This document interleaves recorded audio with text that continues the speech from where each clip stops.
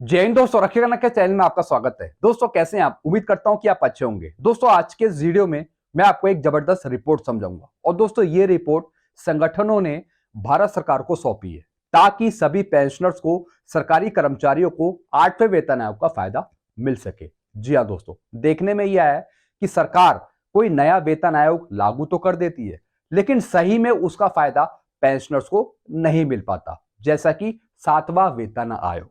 जी हाँ दोस्तों, सरकार ने 7वां वेतन आयोग लागू तो कर दिया, लेकिन दोस्तों बहुत सी विसंगतियां उसमें आ गई। जेसीओस की पेंशन कम हो गई, ओआरओपी में सही तरीके से पे मैट्रिक्स का फायदा नहीं मिला पेंशनर्स को। जी हाँ दोस्तों, तो इस वजह से दोस्तों ये रिपोर्ट संगठनों ने सरकार को सौंपी है कि जब भारत सरकार आगे चलकर 8वां वेतन आयोग लागू करे तो सही तरीके से 8वें वेतन आयोग का फायदा पेंशनर्स को और सरकारी कर्मचारियों को दिया जाए। इस तरीके से 8वां वेतन आयोग बनाया जाए। जी हाँ दोस्तों, और यह भी बताया है कि किन किन पेंशनर्स को 8वें वेतन आयोग का फायदा मिलना चाहिए, और यह भी कहा है कि सभी पेंशनर्स को, सभी सरकारी कर्मचारियों को 8वें वेतन आयोग का फायदा मिलना चाहिए। तो दोस्तों एक रिपोर्ट में आपको समझाऊंगा जो काफी महत्वपूर्ण है आपके लिए, जैसा कि आप पीछे बोर्ड पे देख रहे हैं।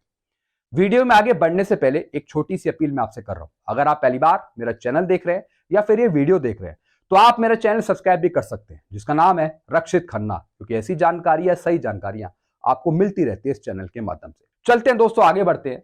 जैसा कि आप पीछे बोर्ड पे देख रहे हैं, 8th पे कमीशन किसी को भी नहीं किया जाएगा वंचित। 8 सीपीसी का फायदा सभी पेंशन भोगियों को मिलेगा। जी हाँ दोस्तों, कई बार देखने में ही आता है कि पे कमीशन लागू तो होता है, लेकिन सभी को उसका फायदा नहीं मिल पाता। तो दोस्तों 8वां वेतन आयोग घोषित होने से पहले संगठनों ने एक रिपोर्ट भेजी है भारत सरकार को और कहा है कि सभी पेंशन भोगियों को 8वां वेतन आयोग दिया जाए। जी हाँ दोस्तों, 1955 में स्थापित भारत पेंशनर समाज ने 8वें केंद्रीय वेतन आयोग के गठन को मंजूरी देने के लिए प्रधानमंत्री नरेंद्र मोदी जी का आभार व्यक्त किया। जी हाँ दोस्तों, सबसे पहले दोस्तों भारत पेंशनर समाज ने 8वें केंद्रीय वेतन आयोग के गठन को मंजूरी देने के लिए प्रधानमंत्री मोदी जी का आभार व्यक्त किया। बहुत बहुत थैंक्स बोला है, धन्यवाद बोला है पीएम मोदी जी को भारत पेंशनर समाज ने।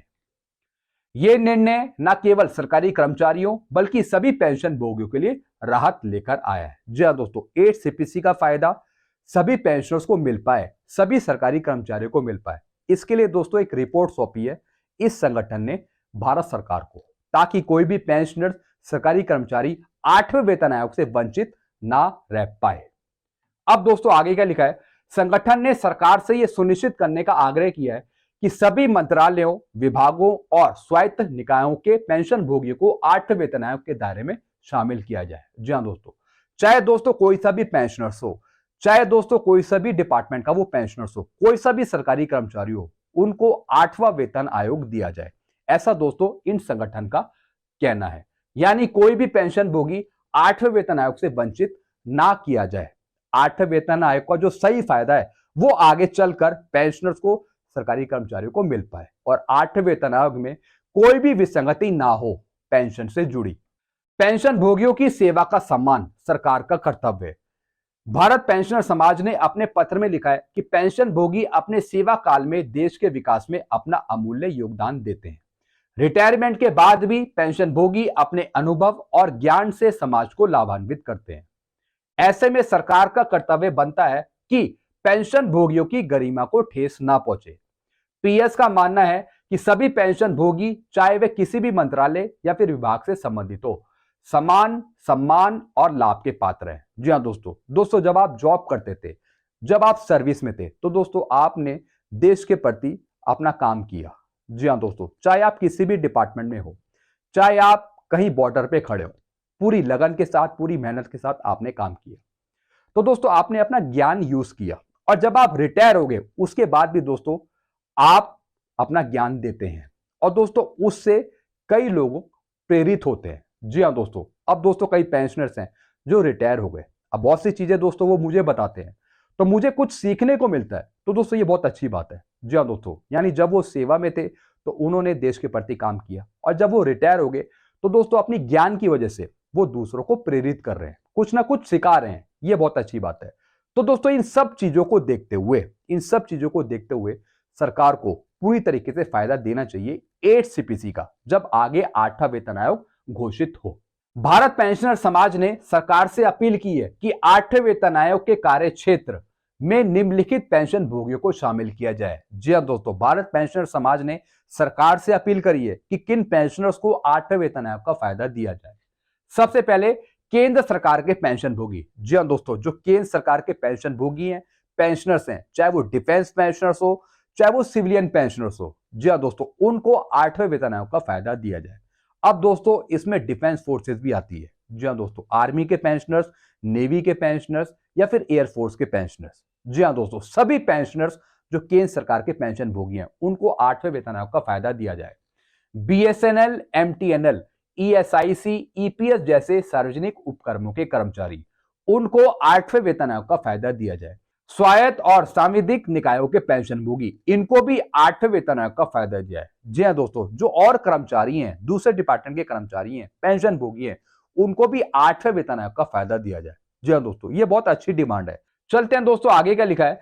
इससे यह सुनिश्चित होगा कि कोई भी पेंशन भोगी इस प्रक्रिया से वंचित ना रह जाए। सबका साथ सबका विकास का प्रतिबिंब। जी हां दोस्तों, भारत पेंशनर समाज ने प्रधानमंत्री की सबका साथ सबका विकास की भावना की प्रशंसा करते हुए कहा है कि यह निर्णय सामाजिक न्याय और समानता की भावना को और मजबूत करेगा। जी हां दोस्तों, अगर सभी को 8वें वेतन आयोग का फायदा मिलता है तो इससे क्या होगा, सामाजिक न्याय बढ़ेगा और दोस्तों जो समानता की भावना है उसका भी विकास यहां पे मजबूत बनेगा।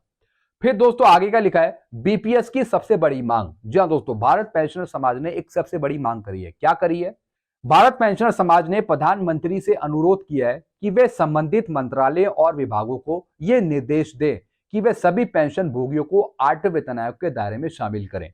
इस अपील की प्रतियां वित्त मंत्री, नोडल मंत्रालय और केंद्रीय प्रशासनिक मंत्रालय को भेजी जाए। जी हां दोस्तों, अब दोस्तों भारत पेंशनर समाज ने एक अपील करी है मोदी जी से। मोदी जी से कहा है कि मोदी जी सभी विभागों को निर्देश दें कि सभी विभाग सभी पेंशन भोगियों को 8वें वेतन आयोग में शामिल करें। और दोस्तों इसकी एक एक कॉपी वित्त मंत्री, नोडल मंत्रालय और केंद्रीय प्रशासनिक मंत्रालय को भेजी जाए ताकि आगे चलकर कोई भी पेंशनर छूट ना जाए 8वें वेतन आयोग को लेने के लिए। ये दोस्तों बहुत अच्छा कदम है, बहुत अच्छी डिमांड है भारत पेंशनर समाज की। अब दोस्तों इसका निष्कर्ष क्या निकलता है, कंक्लूजन क्या निकलता है? भारत पेंशनर समाज को प्रधानमंत्री की नेतृत्व क्षमता पर पूरा भरोसा है और उम्मीद है कि उनकी सरकार पेंशन भोगियों के कल्याण के लिए सकारात्मक कदम उठाएगी। मोदी है तो मुमकिन है के विश्वास के साथ भारत पेंशनर समाज को आशा है कि सभी पेंशन भोगियों को न्याय मिलेगा। जी हां दोस्तों, यानी इन्होंने एक नारा दे दिया भारत पेंशनर समाज ने। क्या कहा है इन्होंने? मोदी है तो मुमकिन है। जी हां दोस्तों, अगर मोदी है तो सब कुछ मिलेगा। दोस्तों क्या आप इनकी बात से सहमत हैं? आप जरूर नीचे कमेंट करिए। जी हां दोस्तों, तो दोस्तों जो इन्होंने रिपोर्ट भेजी है उसके अनुसार सभी पेंशनर्स को 8वें वेतन आयोग का फायदा मिलेगा। जी हां दोस्तों, चाहे वो डिफेंस पेंशनर्स हो, चाहे वो सिविलियन पेंशनर्स हो या फिर वो स्टेट के पेंशनर्स को। जी हां दोस्तों, जो स्टेट के पेंशनर्स हैं उनके लिए अलग रिपोर्ट निकाली जाएगी। जी हां दोस्तों, तो दोस्तों सभी पेंशनर्स को 8वें वेतन आयोग का फायदा मिले, सभी सरकारी कर्मचारियों को 8वें वेतन आयोग का फायदा मिले, उस पर दोस्तों ये रिपोर्ट थी जो मैंने आपको समझाई। बाकी आप क्या समझते हैं आप कमेंट करके जरूर बताइएगा।